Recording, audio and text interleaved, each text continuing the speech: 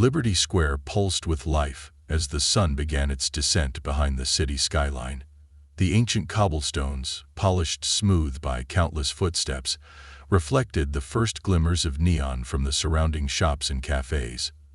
This was Maya's favorite time to perform, when day and night wrestled for dominance, and the square became a canvas of shadows and light. At 23, Maya carried herself with a quiet confidence that belied her youth.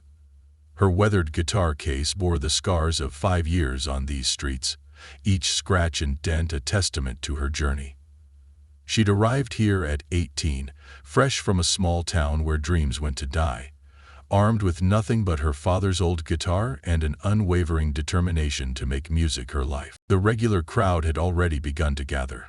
There was Jake, the barista from Corner Cup, who always brought her steaming coffee during his breaks and stayed to listen whenever he could.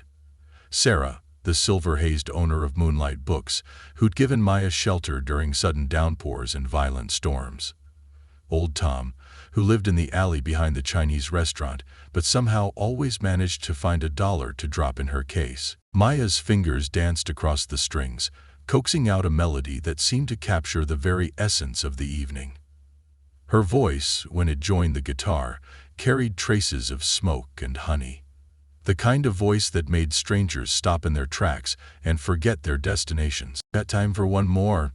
called out a young girl, maybe 12, who often sat cross-legged near Maya's impromptu stage.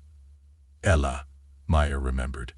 The girl who wanted to be a singer herself someday. Maya smiled, transitioning smoothly into a new song. This one was special. She'd written it during her first year in the city, when loneliness threatened to send her running back home. It spoke of persistence, of finding beauty in broken places, of turning rejection into strength. "Sorry, Andrew, but I have to go." The crowd grew larger as the song built, tourists mingling with locals, all drawn by the raw emotion in Maya's performance. A businessman loosened his tie and let his briefcase rest on the ground. A young couple swayed together, lost in the music and each other. Even the hot dog vendor on the corner had stopped calling out to passers-by, captivated by the melody. This was why Maya played here. Not just for the tips, though they helped keep food on her table and rent paid on her tiny studio apartment. She played because music had the power to transform an ordinary street corner into something magical. It could make strangers smile at each other, could remind people that beauty still existed in a world that often seemed determined to stamp it out. Intense light radiated from the building. 30 seconds later, the first distant rumble of motorcycles was almost too faint to notice. Maya's fingers hesitated for just a fraction of a second before continuing their dance across the strings. She'd dealt with hecklers before. Drunk college students, angry businessmen, self-proclaimed music critics who thought their $2 bought them the right to critique her every note. But something about this sound made her skin prickle. The rumble grew closer, multiplying like approaching thunder. Heads turned toward the sound, and the atmosphere in the square shifted subtly. Parents drew their children closer. The young couple stopped swaying. The businessman reclaimed his briefcase. When the Iron Hounds appeared at the entrance to Liberty Square, they came like a storm front. 12 motorcycles in tight formation, their engines growling in harmony. Their leader rode point on a massive Harley-Davidson that seemed to absorb what little natural light remained in the square. Maya kept playing, but her eyes tracked the bikers as they circled the square once before coming to a stop. Their leader, a mountain of a man known simply as Brick, cut an imposing figure even before he dismounted. Standing well over 6 feet tall, with a shaved head and a scar that split his left cheek like a lightning bolt, he moved with the casual confidence of someone who'd never lost a fight. The crowd began to thin immediately. Tourists hurried away, clutching their cameras closer. The businessman disappeared into the growing shadows. But some stayed, the regulars who'd watched Maya grow from a nervous teenager into the artist she'd become. Jake set his coffee pot down and moved closer to Maya's spot. Sarah emerged from her bookstore, keys jangling at her hip. Old Tom straightened up from his usual sitting spot, his weathered face set in grim lines. Rick's crew spread out behind him as he approached Maya. their leather jackets bearing the snarling wolf's head that had become synonymous with trouble in this part of the city. The Iron Hounds weren't just any motorcycle gang. They were predators who fed on fear, who marked their territory with broken windows and bloody noses. "Well, what do we have here?" Brick's voice carried the rasp of too many cigarettes and not enough sleep. He circled Maya slowly, taking in her setup. The small amplifier, the tip jar half full of bills and coins, the worn guitar that seemed to glow in the fading light. Maya didn't stop playing. She didn't speed up or slow down, didn't miss a note or falter in her singing. But her heart hammered against her ribs, and her mouth had gone dry. That's why I admitted to spin contests. What? Is anyone else above the prime ceiling of your take-class cupcase? Yes, quite the setup you've got here. Brick came to a stop directly in front of her, his massive frame blocking out the neon lights from the cafe behind him. With deliberate slowness, he reached out with one boot and kicked her tip jar, sending coins scattering across the cobblestones. Oops. The laughter from his crew died when Maya didn't flinch. Instead, she transitioned smoothly into a new song, something darker, with an edge that caught even Brick off guard. The melody seemed to challenge him, to mock his attempt at intimidation. In a mazed tone, she moved forward and capped her attention. "You deaf, girl?" Brick's hand shot out, grabbing the neck of her guitar and forcing her to stop. "I'm talking to you." For the first time since they'd arrived, Maya met his gaze directly. In the gathering darkness, her eyes seemed to catch fire. "I heard you," she said, her voice steady despite the trembling in her hands. "I just don't have anything to say." The silence that followed was electric. Brick's crew shifted uneasily. They were used to victims who cowered, who ran, who begged. Maya did none of these things. In her defiance, she had disrupted their carefully choreographed dance of intimidation. As the tension built to breaking point, the first stars appeared above Liberty Square, twinkling faintly through the city's ever-present haze. They seemed to be holding their breath, waiting to see what would happen next. None of them, not Maya, not Brick, not the watching crowd, realized that this moment would change everything. That this night would become a story passed down through generations of street performers. A testament to the power of music and courage in the face of fear. The storm was about to break, and when it did, nothing in Liberty Square would ever be the same. Brick's fingers tightened around Maya's guitar neck, his knuckles whitening with barely contained rage. The square seemed to hold its collective breath, the usual evening bustle reduced to nervous whispers and shuffling feet. "Maybe," Brick said, his voice dropping to a dangerous whisper, "we should help you pack up. Wouldn't want anything to happen to your equipment." His free hand reached for her amplifier, a cruel smile playing at the corners of his scarred mouth. "Don't touch it." The voice came from behind them, steady despite its slight tremor. Jake stood there, his green barista apron still tied around his waist, hands visibly shaking but stance firm. His eyes, usually warm with friendly admiration when watching Maya perform, now burned with something fiercer. Brick turned slowly, his expression a mixture of amusement and disbelief. "What did you say, coffee boy?" he said. "Leave her alone." Sarah stepped forward, her silver hair catching the neon light from her bookstore's sign. She moved to stand beside Jake, her keys jangling at her hip like wind chimes before a storm. "This is our square. You're not welcome here." Old Tom joined them, his weathered face set in determined lines. Despite his ragged appearance, he drew himself up to his full height, showing glimpses of the soldier he'd once been. Others followed. The hot dog vendor, the young couple who'd been dancing earlier, even Ella and her mother. They formed a loose circle around Maya, shoulder to shoulder, creating a human barrier between her and the Iron Hounds. The sight was enough to make even Brick pause, though his smile only widened. "This is adorable," he laughed, but there was an edge of uncertainty in it now. "Real touching, but you people don't understand how this works. This square, it's our territory now. And what we say goes. He nodded to his crew. They revved their engines in unison, the sound bouncing off the surrounding buildings, until it became a physical force, pressing against eardrums and rattling windows. Several people in the crowd flinched, but the circle held. Then Maya began to play again. The song cut through the engine roar like a blade of pure light. The same melody she'd been playing when they arrived, but different now. Stronger. The crowd recognized it, and voices began to join in, hesitant at first, then growing stronger.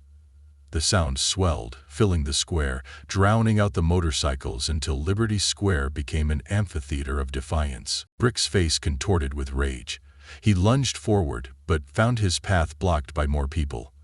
The crowd had doubled, then tripled. Phones were out, recording everything. In the distance, police sirens began to wail. "You're making a mistake," Brick snarled, but his crew was already backing their bikes up. They had come expecting easy prey and found an army instead. "This isn't over, not by a long shot." Ace, his second in command, revved his engine impatiently. "Brick, cops are coming. We need to move." For a moment it seemed Brick might ignore the warning. His hands had curled into fists, and the scar on his face stood out stark white against his flushed skin. But then another siren joined the first, closer now, and self-preservation won out. He mounted his bike with fluid grace that belied his size, the machine roaring to life beneath him. "Remember this moment?" he called out over the engine's growl. "Remember when you chose the wrong side?" The iron hounds peeled out of Liberty Square in a chorus of squealing tires and thundering engines, but their retreat was almost lost beneath the sound of cheering. The crowd celebration erupted spontaneously, a release of tension and fear transformed into joy. Maya kept playing, her music soaring over the square. People danced, sang, hugged strangers who moments ago had been allies in their stand against intimidation. Jake began collecting her scattered coins, while Sarah disappeared into her shop and returned with cups of hot tea for everyone nearby. Old Tom stood guard, his military bearing returned fully now, as though daring anyone else to cause trouble. Ella and her mother joined in, gathering Maya's tips, the young girl's eyes shining with even greater admiration than before. She whispered but Maya knew this wasn't over. She could feel it in the way Brick had looked at her before leaving, in the promise of retribution that had burned in his eyes. The Iron Hounds weren't known for letting challenges go unanswered. 2. As if reading her thoughts, Jake paused in his coin collecting to touch her arm gently.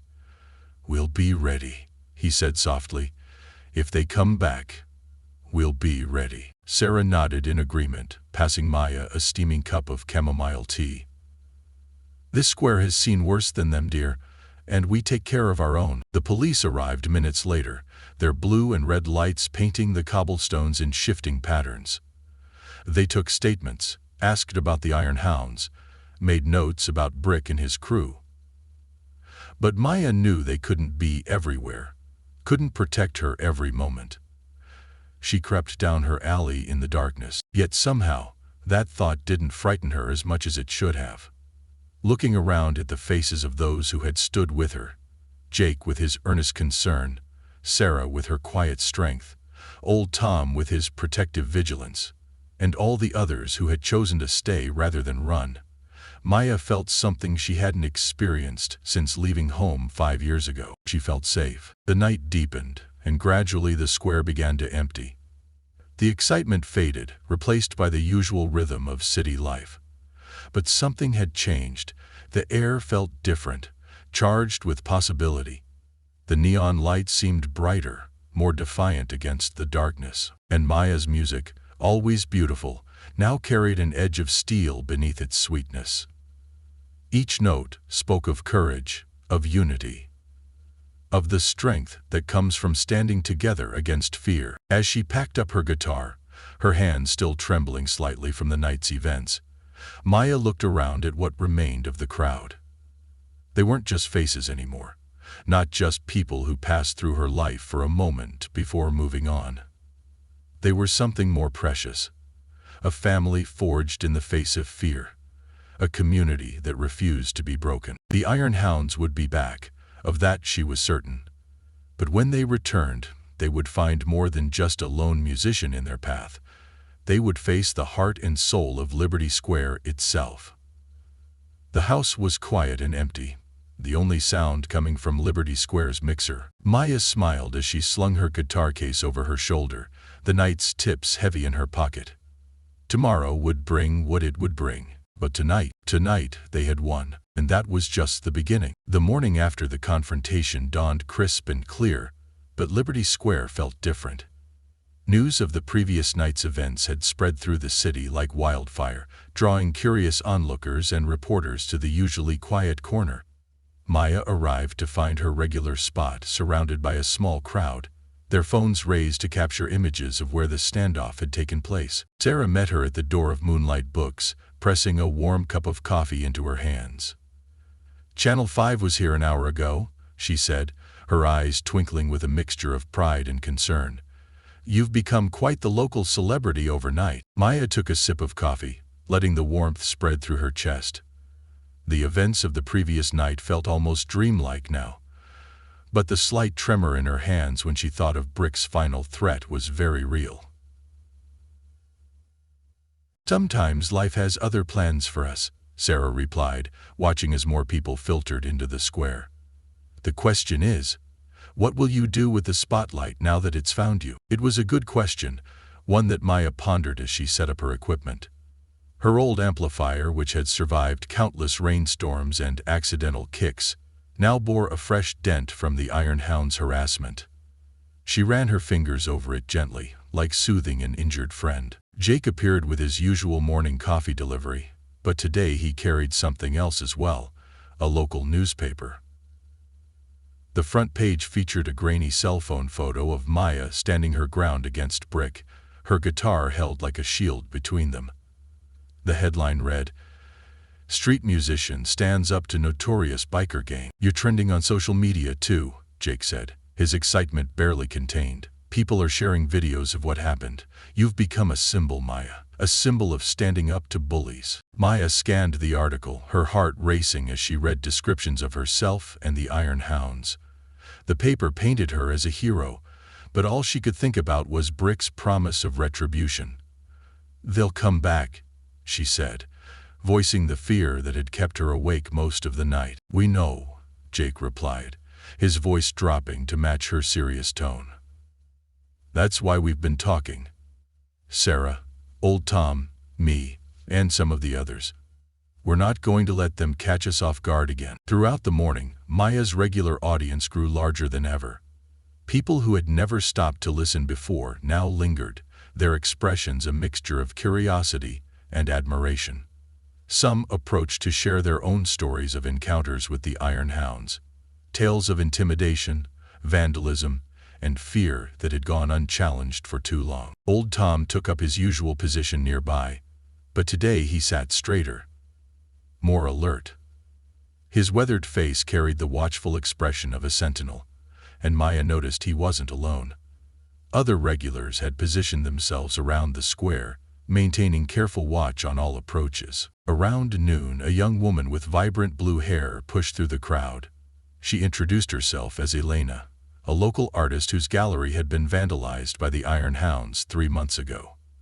"They demanded protection money," she explained, her voice tight with remembered anger. "When I refused, they destroyed everything. The police couldn't prove it was them, but everyone knew." More stories emerged as the day progressed. The Iron Hounds had been systematically terrorizing small businesses and street performers across the city, but few had dared to stand against them. Maya's defiance had cracked something open, released a flood of pent-up resistance. Sarah organized an impromptu meeting in her bookstore after closing time. The small space was packed with people, shop owners, street performers, residents who lived above the square's various businesses.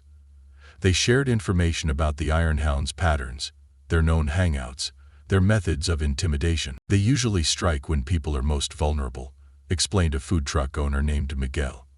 "Late at night, or very early morning, they isolate their targets, make them feel alone. Then we make sure no one is alone," Sarah declared, her silver hair catching the light as she stood to address the group. "We establish a phone tree, coordinate our schedules, watch out for each other. Liberty Square becomes a fortress of community." The meeting lasted well into the evening, strategies being formed and connections strengthened. Maya sat quietly through most of it, struck by how her simple act of defiance had catalyzed something so much larger than herself. When she finally stepped out to perform her evening set, the square had transformed. String lights had been hung between buildings, casting a warm glow over the cobblestones. Tables from surrounding cafes had been arranged to create informal barriers around her performance space. The hot dog vendor had moved his cart closer, and Sarah had propped open her bookstore's door, letting the music flow inside. Her two friends clapped for her. As Maya began to play, her voice carrying across the square, she noticed something else too. People weren't just passing through anymore. They were staying, talking, connecting. The fear that had gripped them all the previous night was being transformed into something stronger. Unity. But far from the warmth and light of Liberty Square, in a dimly lit bar on the city's outskirts, Brick and the Iron Hounds were plotting their revenge. They had spent the day nursing their wounded pride and watching as videos of their retreat spread across social media. Erdgren greeted him at the console, followed seconds by a calmed-faced reporter from the chief. "We're becoming a joke," Ace growled, slamming his beer bottle on the scarred wooden table.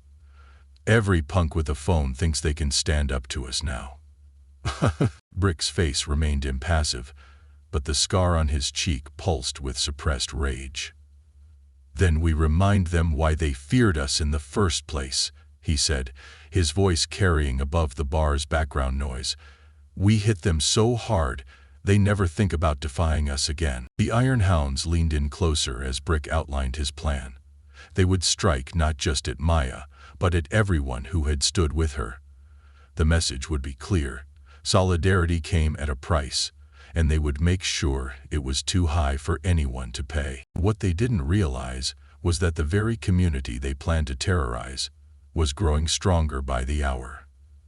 As Maya's music filled Liberty Square that evening, people continued to arrive, not just to listen, but to join something larger than themselves. The battle lines were being drawn, but this time neither side would be fighting alone.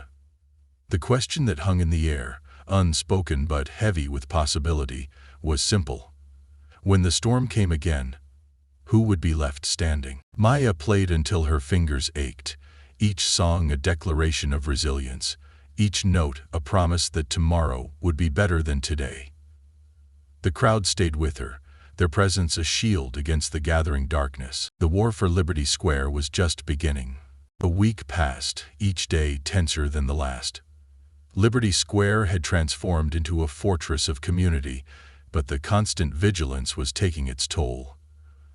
Maya could see it in the dark circles under Jake's eyes as he scanned the street while delivering her morning coffee, in the way Sarah jumped at sudden noises, in old Tom's increasingly rigid military posture. The Iron Hounds hadn't been idle. Reports filtered in from across the city, increased harassment of street vendors, mysterious fires at small businesses, motorcycles roaring past at 3 a.m. with engines modified to sound like gunshots. They were testing defenses, probing for weaknesses, and everyone knew it was building to something bigger. Maya kept playing, but her music had changed. There was an edge to it now, a defiance that drew even larger crowds. She'd written a new song about standing together against darkness, and it had become an anthem of sorts for Liberty Square. People recorded it, shared it, made it their own. The attack, when it came, wasn't what anyone expected. It started with the sound of breaking glass. Not in Liberty Square, but simultaneously at dozens of locations across the city. Every business that had stood with Maya, every shop owner who had attended Sarah's meeting, found their windows shattered in the pre-dawn hours. By sunrise, the message was clear. Solidarity had a price. But instead of cowering, the community responded with paint and plywood, turning boarded-up windows into canvases. Alina, the blue-haired artist, led teams of volunteers who transformed the destruction into murals of resistance. Where the Iron Hounds had meant to show strength, they had instead created monuments to defiance. Maya arrived at the square that evening to find it more crowded than ever. The atmosphere crackled with nervous energy, like the air before a thunderstorm. Sarah's bookstore windows were covered in plywood, painted with quotes about courage. Jake's cafe displayed a mural of a wolf being driven back by music notes. Seconds later, "They're coming tonight," Old Tom said quietly as Maya set up her equipment. Word on the street is Bricks gathered every member of the Iron Hounds within 100 miles. They mean to make an example of us. Maya nodded, her fingers steady as she tuned her guitar. Then we give them something to remember. The sun set behind the city's skyline, painting the clouds in shades of blood and gold. The crowd in Liberty Square grew larger, people arriving with folding chairs and thermoses of coffee, settling in for a long night. Police cars cruised past regularly, but everyone knew they couldn't be everywhere at once. Maya began to play just as the first stars appeared. Her voice carried across the square, stronger than ever, singing of hope and unity and the courage to stand against darkness. The crowd joined in, their voices rising into the night air like a challenge. The first engine roar came at midnight. It started as a distant rumble, growing steadily louder until it became impossible to ignore. But Maya didn't stop playing. If anything, she played louder, her music a beacon in the gathering storm. Slowly, the Iron Hounds arrived like an invasion force. Not just 12 bikes this time, but closer to 50. They filled the streets leading into Liberty Square, their engines creating a wall of sound that made windows rattle and car alarms shriek. Brick led them, his massive bike cutting through the crowd like a shark through water. But this time, the crowd didn't part in fear. They stood their ground, shoulder to shoulder, phones raised to record whatever happened next. "Last chance," Brick called out, his voice carrying over the engine roar. "Clear the square. Let us deal with the musician, and we'll call it even. Fight us, and everyone suffers." The response came not in words, but in song. Maya launched into her new anthem, and the crowd joined in immediately. The sound swelled, drowning out the motorcycles, turning Liberty Square into a concert hall of defiance. Brick's face contorted with rage. He gunned his engine, charging forward, but found his path blocked by a wall of people who refused to move. Other bikers tried to push through at different points, but everywhere they turned, they found the same resistance. More people settled on the well-worn wooden path to the market, but it was hard to keep track. Then the lights went out. The square plunged into darkness as every storefront, every street lamp, every neon sign went dark simultaneously. The Iron Hounds faltered, momentarily blind, their bikes idling uncertainly. When the lights came back on seconds later, the scene had changed. The crowd had shifted, creating clear paths through the square, paths that led straight to waiting police cars. Dozens of officers emerged from Sarah's bookstore, Jake's cafe, and other shops where they'd been hidden. Rick realized too late that he'd ridden straight into a trap. The community hadn't just been preparing for defense, they'd been planning a counterattack. "Rick Davidson," a police captain's voice boomed through a megaphone. "You and your associates are under arrest for criminal conspiracy, vandalism, extortion, and multiple counts of assault." The Iron Hounds tried to retreat, but found their escape routes blocked by police vehicles.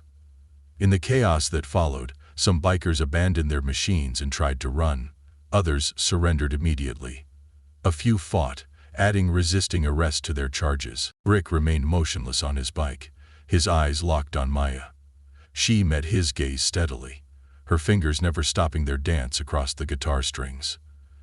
In that moment, something passed between them. An understanding, perhaps, that the world had changed and there was no going back. When the police approached him, Brick didn't resist. He dismounted slowly, allowing himself to be handcuffed. But as they led him away, he called out one last time, "You think this changes anything? There will always be others like us." "And we'll be ready," Maya responded, her voice carrying clearly across the square. "There will always be more of us, than there are of you." The rout erupted in cheers as the last of the Iron Hounds were led away.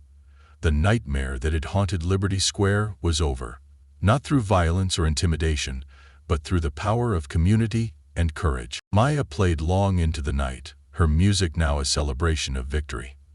People danced in the square, strangers embraced, and a weight of fear that had pressed down on the community for years finally lifted. As dawn approached, Maya played one final song. The same one she'd been performing when the Iron Hounds first arrived. But it sounded different now, transformed by everything that had happened. It was no longer just a song about hope. It was a testament to what people could achieve when they stood together. Sarah brought out coffee and pastries from her store.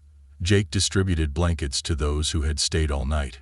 Old Tom stood at attention one last time, then finally allowed himself to relax. Liberty Square had changed. Forever. The Iron Hound's attempt to break one musician's spirit had instead awakened something far more powerful.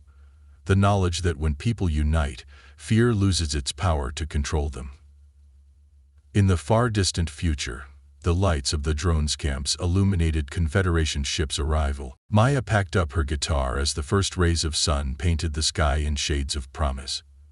She had come to this square 5 years ago with nothing but dreams and determination. Now she had something far more precious, a family forged in adversity, a community that had proven its strength.